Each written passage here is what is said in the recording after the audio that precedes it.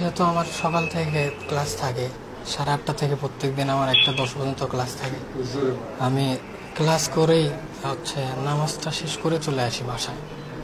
তো আজকে ওই রকমই নামাজ শেষ করে আসতেছিলাম। আমার আস্তে আস্তে আজকে একটু দেরি হয়েছে, নামাজ শেষ করে স্যারের সাথে কথা বলে আসতেছিলাম। এই জন্য 1:50-এ আমি বাসায় আসি। তো এসে দেখলাম যে বাইরে তালা লাগাই দেওয়া। তো আমি ভাবছিলাম হয়তোবা আম্মু যেহেতু হয়তোবা বাইরে গেছে বা কোথায় গেছে, গেলে তালা লাগাই দিয়ে যায়।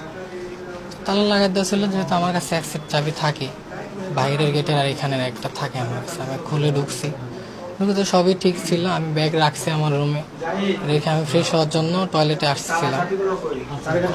এদিকে আসার সময় ওই রুমে দেখলাম যে নিচে কুড়াল পড়ে আছে, কুড়ালে বাঁশ দেখা যাচ্ছে। তো আমি ভাবলাম যে বাঁশ এখানে কে রাখছে। তো ওইদিকে যাওয়ার পরে দেখলাম যে আলমারিতে এরকম কোপানোর চিহ্নগুলা ছিল।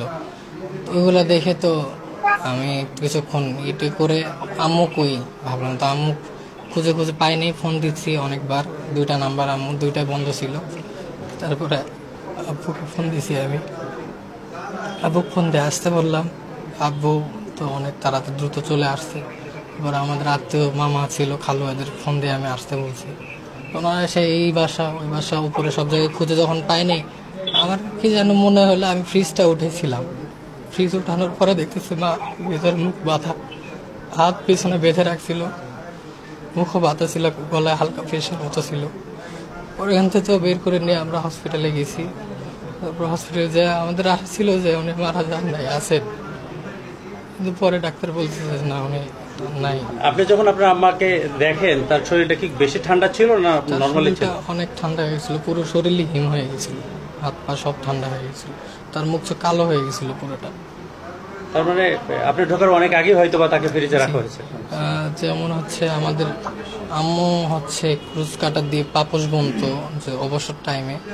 তো নিচে যে ভাড়াটি আমাদের ছিল, ওই পাশে একজন আছে, ওনার কাছে শেখাই নেওয়ার জন্য যেত। উনি বললো যে 12টার সময় নাকি ওনার কাছে সুতা নিয়ে গেছিল। তো আমার যতটুকু ধারণা যে 12:30 থেকে 1:30টার ভিতরে এই ঘটনা ঘটছে। আর আপনি বাসায় ঢুকেছেন কয়টায়? আমি বাসায় ঢুকেছি 1:50-এ, 50 নাগাদ। আমাদের তেমন কিছু চাওয়া নাই, যে করছে আল্লাহ বিচার দেব। আর আমাদের আল্লাহ যেন শহীদ মর্যাদা দান করেন, মাকে জান্নাত নসিব করেন। যারা করেছে তাদের শনাক্ত করে আইনের আওতায় আনা হোক।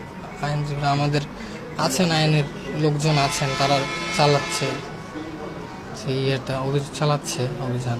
তো ওনারা পুরো আর কারোর সাথে যেন এরকম না হয়। আমার নাম সাদ বিন আজিজুর রহমান। আপনার কয় ভাই? আমরা 2 ভাই 1 বোন। বোন সবার বড়, ভাইয়া, তারপর আমি সবার ছোট। আপনার কোথায় ভাই আমি এখানে আমাদের দুচাচিয়া